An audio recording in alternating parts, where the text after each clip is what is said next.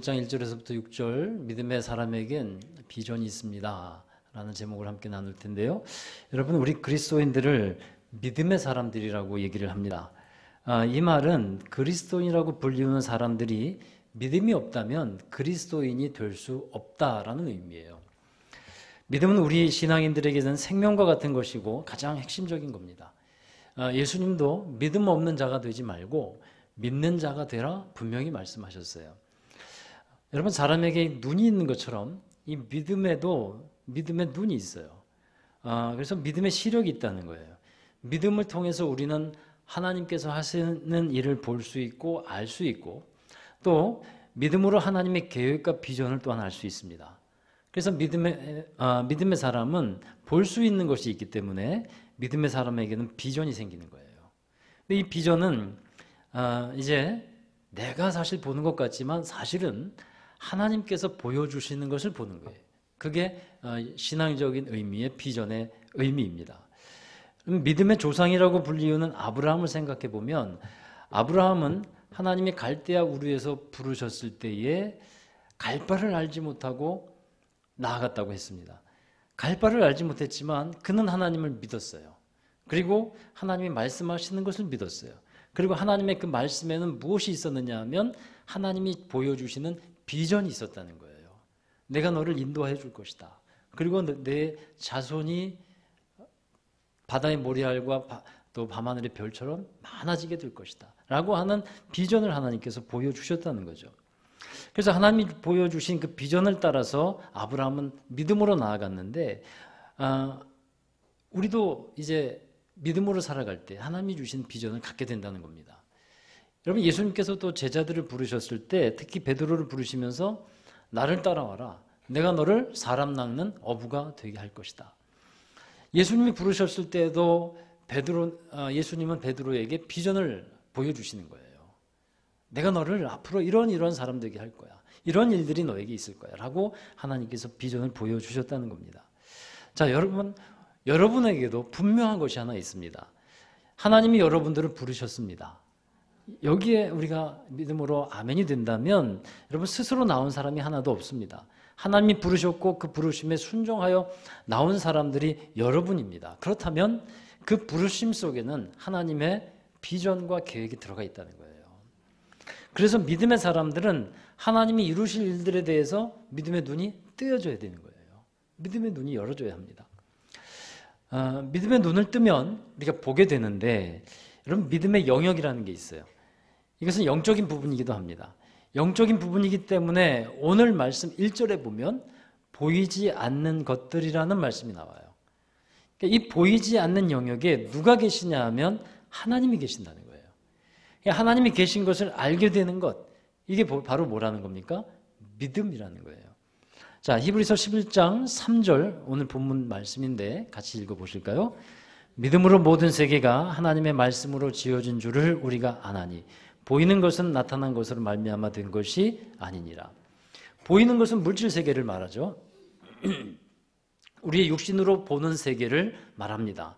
그런데 이 세계가 존재한 것은 나타난 것으로 되어진 것이 아니다. 즉 뭐냐 하면 물질로부터 만들어진 것이 아니라는 거예요. 그러면 무엇을 말하고 있는 것일까요? 보이지 않는 영역이지만 실제로 존재하고 있는데 그분이 하나님이시고 하나님은 이 세상을 말씀으로 창조하셨다는 것을 말하고 있는 것입니다. 이것을 어떻게 알게 된다는 겁니까? 믿음으로 알게 된다는 거예요. 여러분, 창세기 1장 1절 어떻게 시작합니까? 한번 외워보실래요? 나오네요. 시작. 태초에 하나님이 천지를 창조하시니라.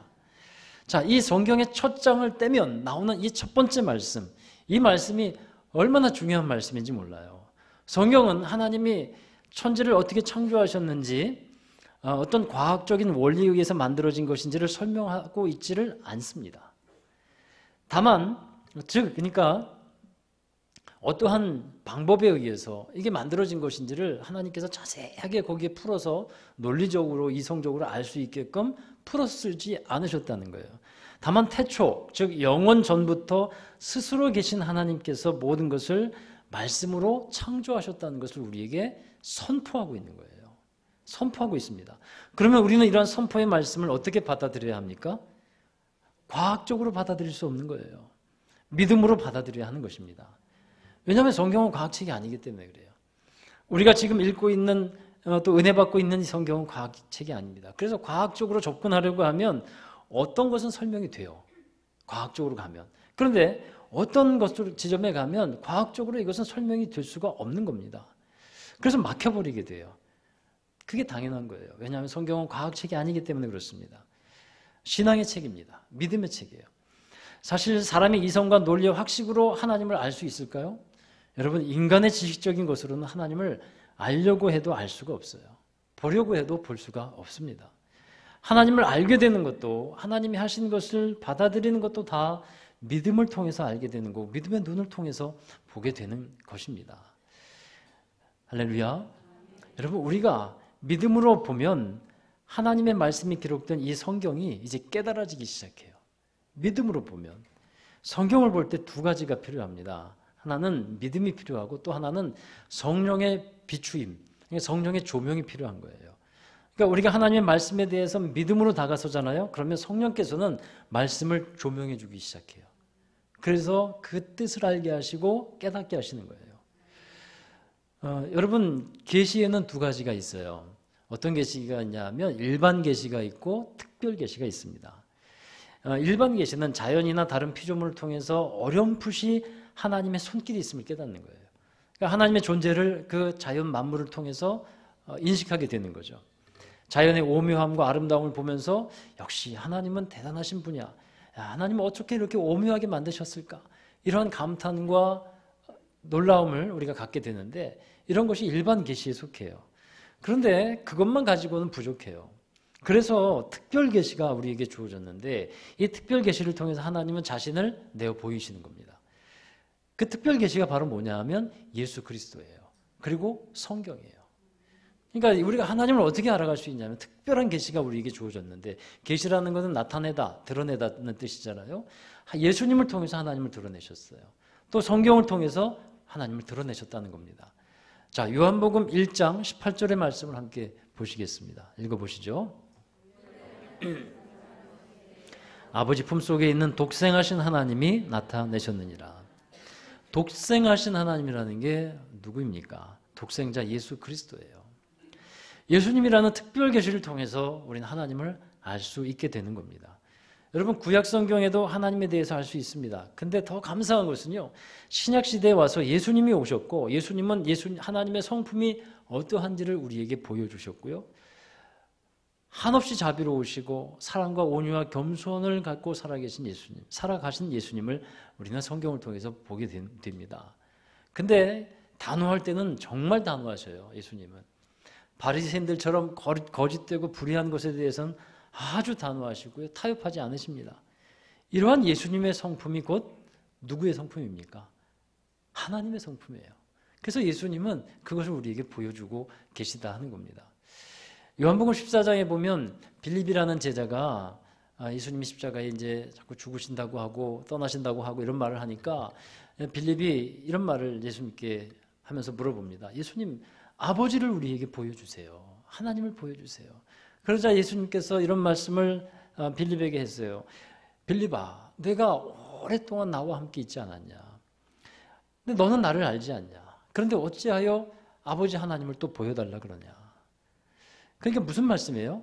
예수님을 통해서 보여지고 있는 하나님을 왜 깨닫지 못하느냐라는 의미였어요. 그래서 예수님은 우리에게 특별 계시가 되는 겁니다. 또 하나 특별 계시가 뭐냐 하면 성경이라고 했어요. 여러분, 우리 사람들이 하나님을 알아가는 것은 스스로 하나님께서 자신을 계시해 주신 만큼만 알 수 있습니다. 하나님이 열어주시지 않았다? 그러면 우리는 하나님을 알 수가 없는 겁니다. 하나님은 우리의 인간의 언어로서 하나님 자신을 알려주셨어요. 사람의 언어로 알려주셨는데 그 알려주신 게 뭡니까? 바로 성경이에요. 그래서 우리는 이 성경을 통해서 하나님을 알아간다는 건데, 하나님의 말씀을 들을 때 따라서 우리에게 반응이 있어야 합니다. 그 반응이 뭐냐 하면 바로 믿음으로 그 말씀을 받아들이는 거예요. 그리고 순종함으로 따라가는 겁니다. 그러면 하나님을 더 알아갈 수 있게 돼요. 그래서 성경도 믿음으로 알 수 있는 것이고 하나님도 믿음으로 알 수 있는 겁니다. 사람의 논리나 지혜로 하나님께 다가갈 수 없다는 겁니다. 마태복음 11장 25절에 보면 슬기롭고 지혜로운 사람들에게는 이것을 감추셨고 어린아이들에게는 나타내셨다 그랬어요. 그러니까 하나님 나라를 슬기롭고 지혜롭다 하는 사람, 자신의 지식과 자신의 이 똑똑함과 이런 것을 가지고 살아가는 사람들에게는 하나님의 나라를 감추셨다 그랬어요. 그러나 어린아이들에게는 나타내셨습니다. 그게 무슨 뜻입니까? 어린아이들은 믿음으로 순전한 마음으로 잘 받아들이잖아요. 그런 사람들에게 하나님의 나라를 나타내 주셨다라는 말씀을 예수님께서 하는 겁니다. 자, 그래서 여러분, 믿음은 바로 눈이 있는데 우리가 믿음의 눈을 가지고 예수 그리스도를 통해서 하나님을 보고 또 성경으로 하나님을 우리가 알아가게 된다 하는 것을 기억하시기 바라요. 그 다음에 두 번째로 말씀드릴 거는 믿음에 있어서 본질을 알자는 겁니다. 믿음의 본질. 자, 믿음의 정의에 대해서 우리가 알게 되고 믿음의 본질에 대해서 히브리서 11장 1절에 보면 잘 알 수 있게 됩니다. 자, 11장 1절의 말씀 같이 읽어보시죠. 믿음은 바라는 것들의 실상이요 보이지 않는 것들의 증거니. 자, 바라는 것, 이것은 미래적인 것입니다. 현재 우리가 볼 수 있는 것이 아닙니다. 그런데 이 미래적인 것, 종말적인 것이 지금 내 앞에 실제로 나타나 있는 것으로 받아들이는 것, 이것을 믿음이라고 하는 거예요. 하나님께서 약속하신 것이 있습니다. 이루어진 일도 있지만 장래에 또 종말에 이루어질 일도 있습니다. 그 일들이 지금 이루어졌다고 믿어지는 것, 이게 바로 믿음의 본질이 된다는 거예요. 흔히 우리가 이런 말을 합니다. 나는 내가 앞으로 잘 할 줄로 믿어 라는 말을 주로 하잖아요. 자, 이 말은 지금뿐 아니라 앞으로도 미래에도 그렇게 될 것임을 확신하는 믿음에 관계된 말이에요. 지금 내가 잘하고 있는 것이 아니어도 앞으로 잘할 수 있어. 아니, 지금도 잘하고 있고 앞으로도 잘할 거야. 나는 그걸 믿어. 이런 것이 믿음의 영역에 속합니다. 그런데 여러분, 여기서 주의할 것이 하나 있어요. 믿음의 시작과 본질은 하나님으로부터 시작된다는 거예요. 그러니까 나는 내가 잘할 줄로 믿는다, 이 말은 믿음인 것 같지만 이 말에서는 믿음의 시작이 누굽니까? 나예요. 나는 내가 잘할 줄로 믿어. 그래서 이것은 믿음의 영역인 것 같지만 신앙적인 관점에서 보면 믿음이라고 할 수 없는 거예요. 왜냐하면 믿음이라는 것은 출발점이 내가 아니라 하나님이 되어야 하기 때문입니다. 그래서 히브리서 11장에 믿음에 대해서 강조하고 있는데 많은 믿음의 선조들이 나오게 됩니다. 이 믿음의 선조들은 하나님으로부터 시작되는 믿음을 갖고 있었기 때문에 참된 믿음의 길을 걸어갔고 하나님께 믿음의 사람으로 기억이 되는 사람이었다는 거예요. 그래서 우리가 믿음을 분별해야 돼요. 믿음도 하나님께 속한 것인지 사람에게 속한 것인지를 분별해내야 합니다. 다 같은 믿음이 아니기 때문에 그렇습니다. 그러므로 바라는 것들의 실상이라 하는 말씀은 결국 내가 바라는 것이라기보다는 하나님께서 바라는 것이라고 보아야 돼요. 그래서 우리의 믿음 생활은 하나님께 시선을 맞추는 거잖아요. 그래서 시선을 맞춰가기 때문에 궁극적으로는 하나님의 비전이 나의 비전이 되는 것이고 내가 바라는 것이 실제가 되고 증거가 되는데 그것이 곧 하나님이 바라는 것이기 때문에 실제가 되고 증거가 된다는 것을 우리는 알아야 한다는 겁니다. 내가 바라는 것이 하나님의 바라는 것과 맞을 때 그것이 실제적인 믿음의 영역에 들어가게 된다는 거예요. 그리고 그것이 하나님이 인정하시는 믿음이 되는 줄로 믿습니다. 우리는 그 믿음을 가져야 한다는 것입니다. 믿음 가운데 하나님을 기쁘시게 하는 믿음이 있습니다. 여러분, 우리의 믿음을 통해서 하나님이 일하시는 이유가 있는데 하나님이 우리의 믿음을 보시고 기뻐하시기 때문에 하나님은 그 믿음을 보시고 일하시는 거예요. 여러분, 가정도 똑같고 사람도 똑같습니다만 부부의 관계를 예를 들어보면 서로 신뢰할 때 기쁨이 있어요. 서로 믿어줄 때 기쁨이 있어요. 아내가 남편을 믿어주고 아내가 남편을 존중해 줄 때 남편은 기쁩니다. 여러분, 남편 되시는 분들 아멘 됩니까 안 됩니까? 아멘 한 분밖에 안 하셨어요. 이럴 때 해야 돼요. 아멘 되시죠? 예. 아내가 믿어주고 존중해 줄 때 그때 남편에겐 기쁨이 넘쳐요. 그렇게 되면 이미 사랑하고 있지만 더 사랑을 베풀어 주는 마음이 막 생기죠. 여러분, 하나님도 똑같다는 거예요. 하나님은 우리가 하나님을 믿을 때, 하나님을 신뢰할 때 기뻐하시는 겁니다. 그 말씀이 6절에 나와 있잖아요. 6절에 보면 믿음이 없이는 하나님을 기쁘시게 할 수 없다. 이 말씀을 하고 있잖아요. 하나님을 기쁘시게 할 수 있는 것은 믿음입니다. 여러분, 하나님이 우리를 기뻐하시면 그 다음에는요, 엄청난 선물들이 주어지게 돼 있어요. 믿으시기를 주의 이름으로 축복합니다. 우리 어머니가 살아계셨을 때 시골에서 이제 올라오시면 은행에 가서 20만 원, 30만 원 이렇게 찾아오셔요. 그리고 며칠 있다가 가시는데 오셔서 그걸 다 쓰고 가셔요.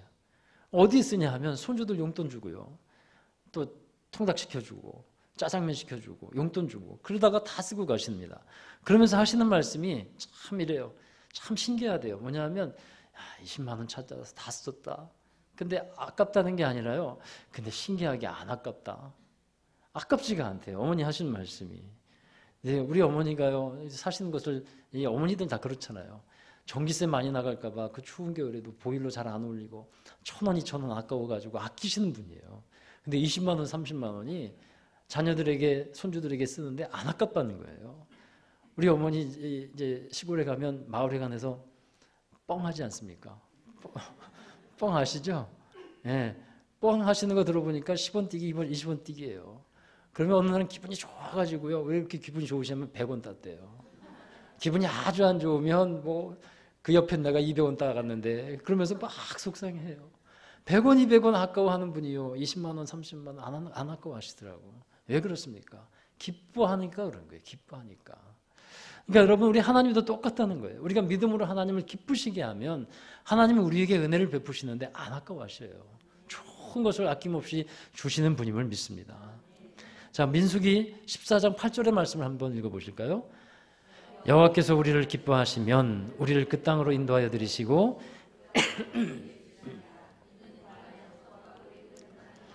아멘. 자, 이 말씀은 어떤 배경에서 누가 한 말이냐면 12명의 정탐꾼이 가나안 땅을 정탐하고 와서 보고하는 가운데 여호수아와 갈렙이 한 말이에요. 10명의 정탐꾼은 다 믿음이 없는 말을 했어요. 가서 똑같은 것을 가나안 땅, 좋은 땅을 보고 왔는데 하나님이 주신 땅을 악평합니다. 우리는 그 땅에 들어갈 수 없다라는 불신앙의 말을 합니다. 그런데 그 말을 듣고 여호수아와 갈렙은 달랐어요. 여호수아와 갈렙은 말합니다. 이게 무슨 말이냐? 하나님이 주신 땅이 아니냐? 그 땅에 살고 있는 사람들이 강하고 그 성이 높은 것은 내가 안다. 우리도 알지만 하나님이 함께 하시면 능히 들어갈 수 있는 것 아니냐? 하나님이 기뻐하시면 우리를 그 땅에 들어가는 것이 당연한 것 아니냐? 하나님이 기뻐하시면 무슨 뜻입니까? 믿음으로 바라보자는 거예요. 믿음으로 나아가자는 것입니다. 여러분, 바로 그렇습니다. 하나님을 기쁘시게 하는 것은 믿음이에요. 그래서 우리가 더 좋은, 더 온전한 믿음을 가지고 우리 주님을 바라보고 믿어야 할 줄로 믿습니다. 그럼 믿음의 내용이 뭡니까? 우리 히브리서 11장 6절 말씀 두 가지를 말씀하고 있는데 같이 읽어보시죠. 믿음이 없이는 하나님을 기쁘시게 하지 못하나니 하나님께 나아가는 자는 반드시 그가 계신 곳과 또한 그가 자기를 찾는 자들에게 상 주시는 이심을 믿어야 할지니라. 아멘. 첫 번째는 하나님의 존재에 대한 믿음이에요. 두 번째는 상 주신 하나님, 약속하신 바를 이루시는 하나님에 대한 믿음이에요. 여러분, 하나님을 기쁘시게 하는 믿음 첫 번째, 하나님이 태초부터 지금까지 존재하셨고 하나님이 나를 사랑하시고 또 나와 함께 하신다는 것을 믿는 믿음입니다. 하나님의 존재에 대한 증명을 하라는 것이 아니에요. 존재에 대한 믿음을 가져야 한다는 거예요. 그런데 여러분, 하나님이 계신 것을 믿는 사람은요, 살아가는 데 있어서 특징이 있어요. 삶 속에서 살아가는 모습이 달라요. 하나님이 함께 하신다, 존재한다는 믿는 사람은 살아계신 하나님을 믿는 믿음이 모습이 다른데, 어떤 사람은 하나님이 계신 것을 안다고 하는데 하나님이 없는 것처럼 살아가는 사람이 있어요. 여러분, 진짜 하나님이 계신 것을 믿는 사람은요, 하나님을 경외합니다. 하나님이 계신 것을 믿는 사람은 하나님 앞에서 진실되게 살아갑니다. 그것이 하나님이 살아계신 것을 믿는 사람들의 모습이 된다는 거예요. 또한 상 주시는 하나님에 대한 믿음이 있죠. 믿음으로 나아갈 때 하나님이 약속하신 말씀을 따라서 때를 따라 도와주시고 때를 따라 은혜를 베풀어 주시고 상을 주시는 하나님을 믿는 믿음이에요. 그러니까 참 좋으신 하나님, 그 하나님을 믿는 믿음입니다. 이렇게 믿음의 본질과 내용을 가지고 하나님을 기쁘시게 하는 믿음의 삶을 살았던 많은 사람들이 있는데, 그 많은 사람들 중에 우리가 성경에 기록된 그 믿음의 사람들이 기록된 곳이 바로 어디냐면 히브리서 11장이라는 거예요. 우리 6절까지 읽었습니다만 그 이후에 쭉 보면 믿음의 많은 사람들이 나오고 있는 것을 보게 됩니다. 아브라함, 모세, 야곱, 이삭, 또 그 외에 수많은 사람들, 믿음의 사람들이 나오고 있습니다. 여러분, 이들은 믿음의 용사였고요. 한평생을 믿음으로 살다가 간 사람들입니다. 그리고 믿음의 후손들을 남겼고 믿음의 계보를 이어가면서 예수 그리스도께로 이어지는 믿음을 가진 사람들이었어요. 많은 사람들이 있지만 오늘 읽은 말씀에 보면 4절에 5절에 아벨, 에녹 두 사람이 나옵니다. 오늘은 그 두 사람에 대해서만 간단하게 말씀을 드리려고 해요. 여러분, 믿음의 삶을 살아가는 사람에게는 두 가지 영역이 잘 이루어져야 되는데, 하나는 예배의 영역이에요. 믿음의 예배. 또 하나의 삶의 우리 영역은 우리가 살아가는 일상생활에서의 영역이에요. 일상생활을 우리가 믿음으로 살아가야 된다는 거예요. 이것을 잘 보여주고 있는 사람이 아벨과 에녹이에요. 아벨은 예배의 영역에서 믿음의 본을 보여준 사람이고, 에녹은 일상생활 속에서 믿음으로 어떻게 살아가야 되는지를 보여준 사람이 에녹입니다. 자, 아벨은 어떤 믿음을 가졌는가 한번 보십시다. 아벨은 믿음으로 예배를 드렸다 그랬어요. 아벨은 형 가인과 함께 예배를 드렸는데 하나님께서 아벨의 제사를 기쁘게 받으셨습니다. 그 이유가 무엇일까요? 히브리서 이 11장 5절에 보면 아벨의 제사는 더 나은 믿음으로 드린 제사였다라고 말씀하고 있습니다. 그러니까 믿음으로 드린 예배였기 때문에 하나님께서 받으셨다는 것입니다. 그러면 어떻게 믿음으로 드릴까요? 그 믿음으로 드리는 예배의 모습이 아벨을 통해서 우리가 배울 수 있어요. 양의 첫 새끼와 기름으로 이제 하나님께 제사를 드렸습니다. 그래서 말씀에 잘 보시면 우리 4절의 말씀 중간에 보시면 하나님은 아벨이 드린 예물에 대해서 증언하고 계시다라고 말씀하고 있습니다. 그러니까 아벨이 드린 예물이, 이 헌물이 믿음으로 드린 아벨의 믿음을 증명하고 있다라고 하나님께서 인정하시는 거예요.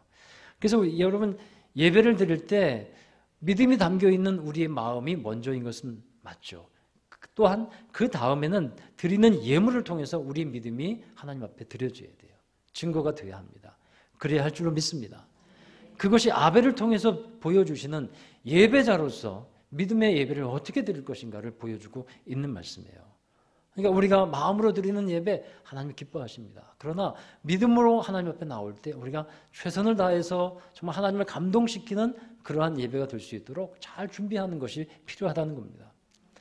그 다음에 나오는 인물이 누구냐면 에녹이에요. 에녹은 하나님을 정말 기뻐했던 사람이에요. 그래서 그가 300년 동안 하나님과 동행했던 사람이에요. 에녹이 몇 년을 살았냐면 365년을 살았습니다. 65세에 되던 해에 이 아들을 낳는데 그 아들이 무드셀라라고 하는 아들이에요. 이제 성경에는 그게 잘 기록되어 있지는 않습니다만 이 무드셀라라는 이름과 무드셀라가 언제 죽냐면 노아의 홍수, 하나님께서 노아의 시대 때 홍수를 심판하실 때 무드셀라가 969세를 살고 그때 죽어요. 그러니까 무드셀라는 이름에 엄청난 계시가 들어가 있어요. 그러니까 그것을 보면 우리가 뭘 알 수 있냐면 하나님께서 에녹에게 이 65세 되는 해에 아들을 낳을 때 엄청난 계시를 주셨다는 거예요. 엄청난 비전을 보여주신 겁니다. 그러면서 그는 그때부터 하나님을 더 잘 믿으면서 하나님과 동행을 하기 시작합니다. 300년 동안. 그리고 죽음을 보지 않고 하나님께 올려진, 그러니까 하나님께서 데려간 사람이 되었어요. 얼마나 하나님이 기뻐하시면 데려가는 겁니까? 얼마나 기뻐하시면. 자, 여러분, 에녹하면 하나님과 동행했던 믿음의 사람으로 알려져 있는데 정말 하나님을 기뻐하고 하나님과 함께 있기를 즐거워했던 사람이라는 거예요. 자기가 기뻐하는 존재와의 사람과의 동행, 여러분 얼마나 기쁩니까? 얼마나 즐겁습니까? 그래서 여행도 누구랑 같이 가는 게 제일 좋아요? 내가 좋아하는 사람과 같이 가는 게 좋지 않습니까? 내가 만약에 싫어하는 사람과 같이 한 5박 6일 간다고 해보세요. 힘들지 않겠어요? 좋아하는 사람과 가야 기쁜 거잖아요. 그것처럼 노아는 하나님을 기뻐했습니다. 하나님이 기뻐하면서 함께 있기를 너무 즐거워하는 거예요. 너무 기뻐하는 거예요. 여러분, 우리가 바꿔야 할 고정관념 하나가 있는 것 같아요. 뭐냐 하면 우리가 믿음으로 산다고 하면 막 어렵고 힘든 삶을 주로 생각합니다. 그래서 믿음으로 살았기 때문에 매일 고난과 싸우고 어려움도 인내하고 시험을 참고 이기면서 그렇게 살아가는 것이 믿음의 삶이라고 생각을 해요. 물론 맞습니다. 그런 부분이 없는 건 아니에요. 그러나 그래서 믿음으로 산다는 것이 힘든 것이다. 이렇게 생각이 들어가는 거예요. 근데 여러분 그게 고정관념인 거예요. 믿음으로 사는 삶은 기쁜 것입니다. 할렐루야. 믿음으로 사는 것은 기쁨이에요. 힘들다. 믿음으로 사는 것은 힘들다. 이 고정관념을 우리가 깨야 돼요. 하나님과 동행하는 것, 하나님과 함께하는 것, 이것은 기쁜 삶입니다. 믿음으로 사는 것은 행복한 삶입니다. 근데 여러분 왜 힘들고 어렵고 그렇게 생각되는지 아세요? 자기와의 싸움이 아직 끝나지 않았기 때문에 참 힘든 거예요. 내 자아가 아직도 살아있어서 말씀을 따라 살아가려고 하니 힘이 들고 버거운 겁니다. 그 단계가 어느 단계냐면 광야의 단계예요. 광야. 그래서 빨리 그 단계를 넘어가야만 합니다. 그때 우리는 믿음으로 사는 진정한 기쁨과 즐거움을 누릴 수 있게 될 것입니다. 믿음에 관해서는 드릴 말씀이 참 많습니다만 다음에 기회 될 때 다시 말씀드리기로 하고요. 여러분 우리 교회가 15년 전에 개척이 됐어요. 그때 제가 갖고 붙였던 표가 하나 있습니다. 그 표가 뭐냐면 한번 따라해 주실래요? 히브리서 11장에 기록되는 사람들. 네. 멋있죠? 히브리서 11장에 기록되는 사람들. 이 표 갖고 있는 교회는 없는 것 같아요. 제가 아직 찾아보지 못했는데. 근데 그 표를 제가 정했어요. 히브리서 11장에 기록되는 사람들. 근데 그래서 교회가 처음에 저 작은 상가에 개척이 되었을 때 외벽에다가 크게 현수막을 해서 달았습니다. 히브리스 11장에 기록된 사람들. 이거 현수막 가게 사장님이 잘못 인쇄했어요. 그래가지고 다시 오려가지고 히브리서 11장에 기록된 사람들이라고 해서 오래 붙였어요. 근데 문제는 뭐냐 하면 사람들이 몰라요. 히브리서 11장에 기록되는 게 뭔데? 또 교회 다니는 분들도 히브리서 11장에 뭐가 있는지 몰라요. 그러니까 아무리 좋은 표도 알지 못하면 그게 무슨 소용이 있어요. 알아듣지 못하는데. 그냥 믿음으로 삽시다. 이게 낫겠지. 그래서 멋있긴 한데 내렸어요. 근데 여러분이 이제 알잖아요. 히브리서 11장에 누가 기록되어 있습니까? 믿음의 사람들이 기록되어 있어요. 제가 믿는 건 뭐냐면 아직도 하나님은 히브리서 11장에 수많은 믿음의 사람들을 기록하고 있다는 겁니다. 저는 그 믿는 게 그거예요.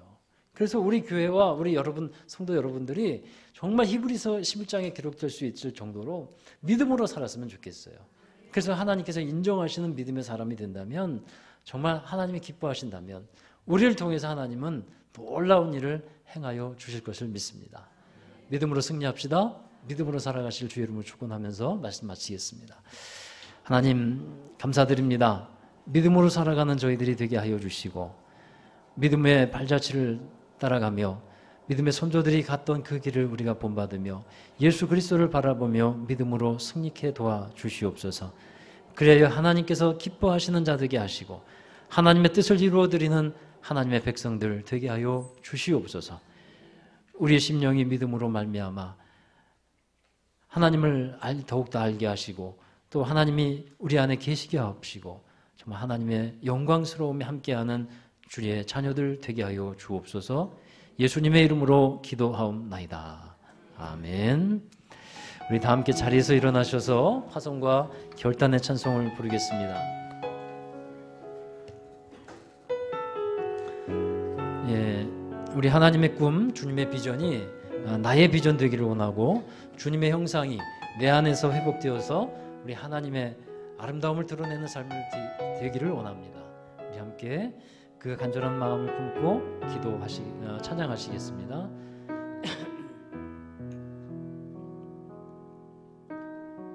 이 세상을 살아가는 동안에 나의 힘을 의지할 수 없으니 나의 힘을 의지할 수 없으니 기도하고 낙심하지 말 것은 기도하고 낙심하지 말 것은 주께서 참 소망이 되심이라. 하나님의 꿈이 나의 비전이 되고 예수님의 성품이 나의 인격이 되고 성령님의 권능이 나의 능력이 되길 원하고 바라고 기도합니다. 이 세상을 살아가는 동안에 나의 힘을 의지할 수 없으니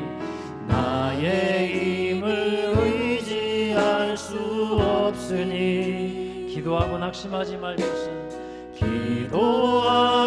낙심하지 말 것을 주께서 참 소망이 되심이라. 주의 길을 걸어가는 동안에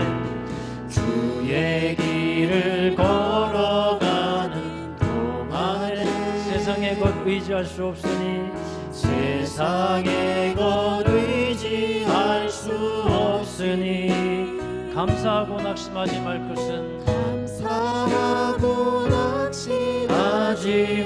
것은 주께서 참 기쁨이 되시리라. 아멘. 하나님의 꿈이 나의 비전이 되고 예수님의 성품이 나의 인격이 되고 성령님의 권능이 나의 능력이 되길 원하고 바라고 기도합니다. 하나님의 꿈이 나의 비전이 되고 예수님의 성품이 나의 인격이 되고 성령님의 권능이 나의 능력이 되길 원하고 바라고 기도합니다.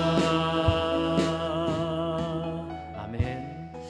믿음의 사람에게는 비전이 있습니다. 그것은 하나님의 비전입니다. 하나님의 꿈입니다. 우리 바라고 원하는 것 많이 있지만 그러나 그것이 하나님의 꿈과 비전에 맞춰지기를 원합니다.